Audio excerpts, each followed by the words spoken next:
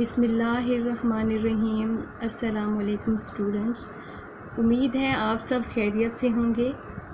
हमारा आज का जो सबक है वो है हदीस नंबर 7। इससे पहले हमारी 6 अहादीस हो चुकी हैं।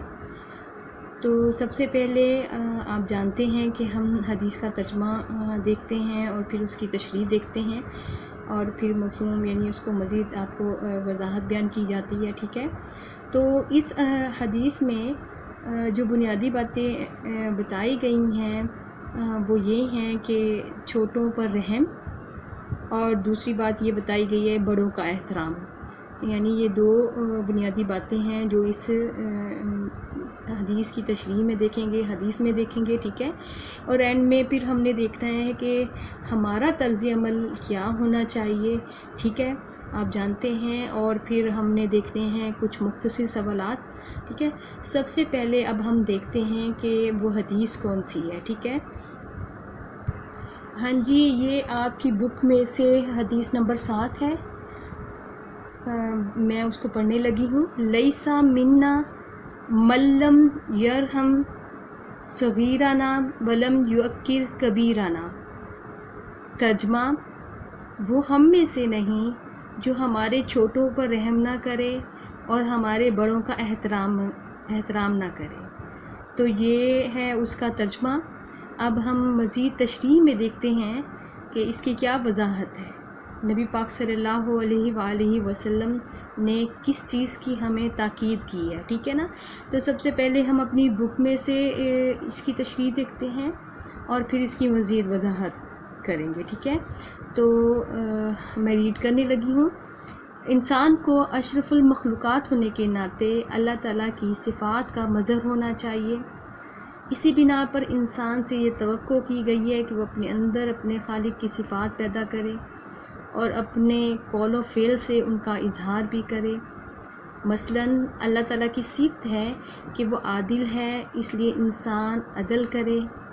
अल्लाह ताला दरगुज़र करता है, इंसान को भी चाहिए कि वो एक दूसरे की ख़ताओं और गलतियों से दरगुज़र करे। रहम करना अल्लाह ताला की सबसे गालिब सिफ़त है। नबी करीम सल्लल्लाहु अलैहि वसल्लम की इस हदीस में ख़ास तौर पर इस सिफ़त रहमत पर ज़ोर दिया गया है। रहम के ज़्यादा हक़दार हमेशा छोटे हुआ करते हैं और बिलअमूम बड़े इज़्ज़त व तकरीम के हक़दार होते हैं। इसलिए नबी करीम सल्लल्लाहु अलैहि वसल्लम ने इतनी ताकीद के साथ इरशाद फरमाया है कि जो हमारे छोटों पर रहम नहीं करता और बड़ों की इज़्ज़त नहीं करता वो हम में से नहीं, यानी वो मेरे साया शफ़क़त से महरूम रहेगा। बच्चों को मुनासिब तालीम व तरबियत से महरूम रखना उन्हें शफ़क़त से महरूम करना है। जुल्म ये है कि उनकी तालीम व तरबियत के बजाय उन्हें छोटी सी उम्र में जिस्मानी मशक्क़त के कामों में लगा दिया जाता है।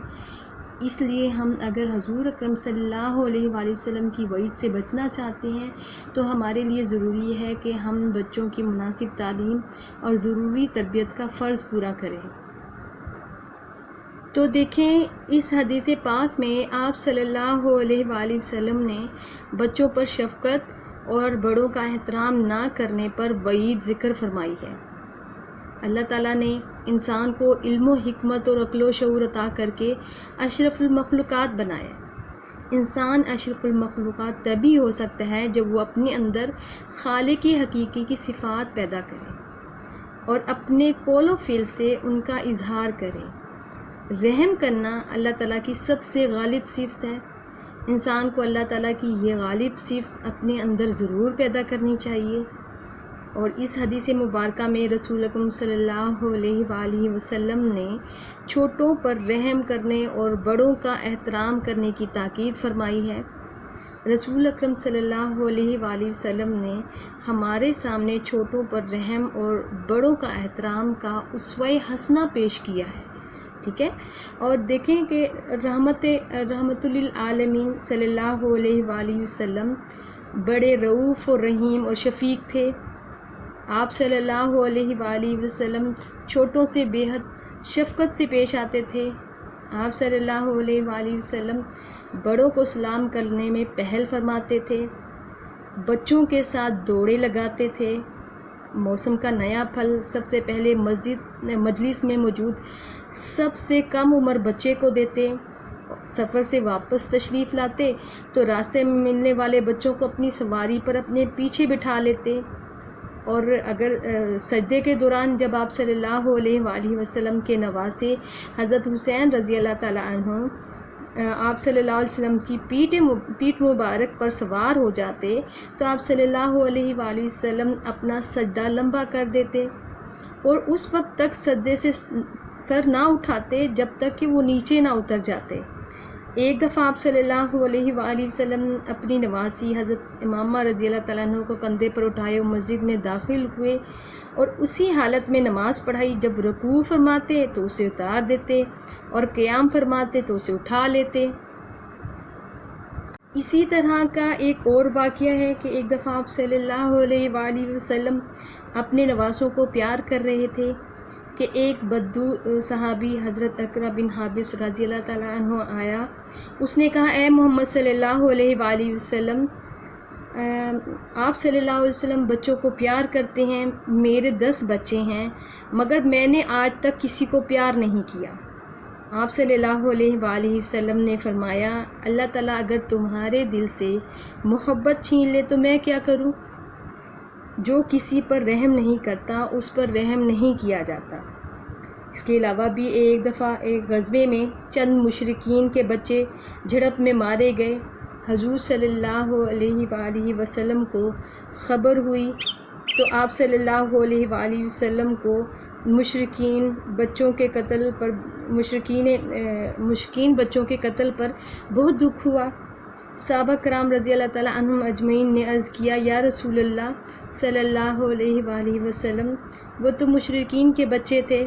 آپ صلی اللہ علیہ وآلہ وسلم نے فرمایا، مشرکین کے بچے بھی تو تم سے بہتر ہیں، خبردار بچوں کو قتل نہ کرو۔ بچوں کے ساتھ آپ صلی اللہ علیہ وآلہ وسلم کی شفقت و محبت مثالی اور دیدنی تھی۔ اس لیے اگر بچے کوئی غلطی کریں تو انہیں ڈانٹنا نہیں چاہیے بلکہ ان کی غلطیوں اور خطاؤں کو معاف کر دینا چاہیے اور انہیں پیار و محبت سے سمجھانا چاہیے۔ جس طرح باغ کی زینت پھولوں سے ہوتی ہے اسی طرح گھروں کی زینت بچوں سے ہوتی ہے، اور یہ کہنا بے جانا ہوگا کہ ہماری دنیا کی رونق اور خوبصورتی بچوں ہی کے دم سے ہے۔ حضور صلی اللہ علیہ وآلہ وسلم نے بچوں کو اللہ تعالیٰ کے باغ کے پھول قرار دیا ہے۔ بہت خوبصورت بات کی آپ نے۔ تو دیکھیں، چھوٹوں پر رحم کرنا چاہیے۔ چھوٹے رحمت اور شفقت کے خصوصی حقدار ہوتے ہیں۔ ناسمجھ اور کم فہم ہونے کی بنا پر ان سے غلطیاں ہونا قدرتی امر ہے۔ اس لیے نبی صلی اللہ علیہ وآلہ وسلم نے ایسے شخص کے لیے فرمایا کہ جو ہمارے چھوٹوں کے ساتھ شفقت اور پیار نہیں کرتا اس کا نبی صلی اللہ علیہ وآلہ وسلم سے کوئی تعلق نہیں۔ اصل میں نبی صلی اللہ علیہ وآلہ وسلم یہ بتانا چاہتے ہیں کہ ہمیں بچوں کے ساتھ اچھا سلوک کرنا چاہیے، ان کے ایسے کاموں اور غلطیوں سے درگزر کرنا چاہیے جو وہ ناسمجھی کی وجہ سے کر بیٹھتے ہیں، اور اس کے علاوہ اشرف المخلوقات ہونے کا تقاضا بھی یہی ہے کہ ہمیں اپنے چھوٹوں کے ساتھ مشفقانہ سلوک کرنا چاہیے، کیونکہ اگر ہم ایسا نہیں کریں گے تو نبی صلی اللہ علیہ وآلہ وسلم کی ناراضی کا باعث ہوگا۔ تو یہ تھی چھوٹوں پر رحم کی بات۔ اس حدیث مبارکہ میں حضور صلی اللہ علیہ وآلہ وسلم نے چھوٹوں پر رحم کے ساتھ ساتھ بڑوں اور بزرگوں کے احترام کی بھی تاکید فرمائی ہے۔ حضور صلی اللہ علیہ وآلہ وسلم نے بزرگوں کے احترام کو بڑی اہمیت اور فضیلت عطا فرمائی ہے۔ حضور اکرم صلی اللہ علیہ وآلہ وسلم کا ارشاد ہے، المؤمن مع اکابرکم، برکت تمہارے بزرگوں کے ساتھ ہے۔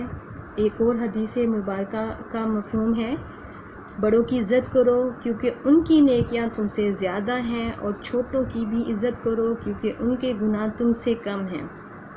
حضور اکرم صلی اللہ علیہ وآلہ وسلم نے جنگ کے دوران بچوں کی طرح بوڑھوں کے قتل سے بھی منع فرمایا ہے۔ حضور صلی اللہ علیہ وآلہ وسلم نے بزرگوں کے ادب و احترام کی بڑی تلقین فرمائی ہے۔ آپ صلی اللہ علیہ وآلہ وسلم بڑوں اور بزرگوں کا ادب و احترام کرتے تھے، آپ صلی اللہ علیہ وآلہ وسلم بزرگوں سے نرمی سے گفتگو فرماتے اور ان کے کام بھی اپنے مبارک ہاتھوں سے کرتے تھے۔ حضرت ابو بکر صدیق رضی اللہ تعالیٰ عنہ خلیفہ بننے کے بعد بھی بوڑھوں اور بزرگوں کے کام اپنے ہاتھوں سے کرتے تھے۔ بزرگوں کو ہماری مدد اور حسن سلوک کی ضرورت ہوتی ہے۔ ہمیں چاہیے کہ بڑوں اور بزرگوں کا احترام کریں اور ان کے ساتھ حسن سلوک سے پیش آئیں۔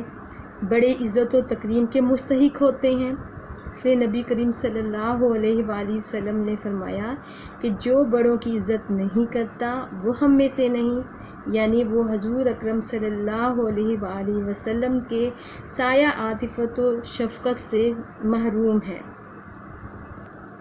تو بات کیا ہوئی؟ بڑوں کی عزت اور احترام کرنا دین اسلام کا اعزاز ہے۔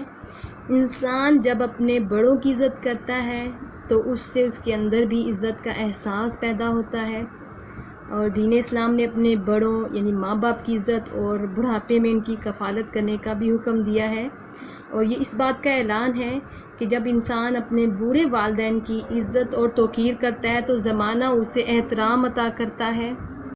تو یہ تھا ہمارا آج کا سبق کہ ہمیں چھوٹوں کے ساتھ رحم کرنا چاہیے، اچھا سلوک کرنا چاہیے اور بڑوں کی عزت کرنی چاہیے، کیونکہ جو قوم یا جو شخص اپنے بڑوں کی عزت نہیں کرتی وہ ناکام اور نامراد قرار پاتی ہے۔ تو ایسے اس لیے ہمیں چاہیے کہ ہم چھوٹوں سے شفقت سے پیش آئیں، اپنے والدین اور بزرگوں کو اس قدر عزت اور مرتبہ عطا کریں کہ اللہ اور اس کا رسول صلی اللہ علیہ وآلہ وسلم دونوں خوش ہو جائیں، یعنی یہ ہمارا طرز عمل ہونا چاہیے۔ ٹھیک ہے، اب ہم آخر میں دیکھتے ہیں ریڈنگ میں سے آپ کے جو مختصر سوالات بنے ہیں ان کو ایک نظر دیکھ لیتے ہیں، آپ نے ان کو بھی یاد کرنا ہے۔ تو دیکھیں یہ ہیں ہمارے مختصر سوال و جوابات، بورڈ پیٹرن کے مطابق بورڈ کے حوالے سے بھی یہ اہم ہے۔ تو سوال نمبر 1 ہم دیکھتے ہیں، حدیث کی روح سے اللہ تعالیٰ کی 2 صفات لکھیں۔ جواب، حدیث کی روح سے اللہ کی پہلی صفت عادل ہے اور دوسری درگزر کرنا ہے۔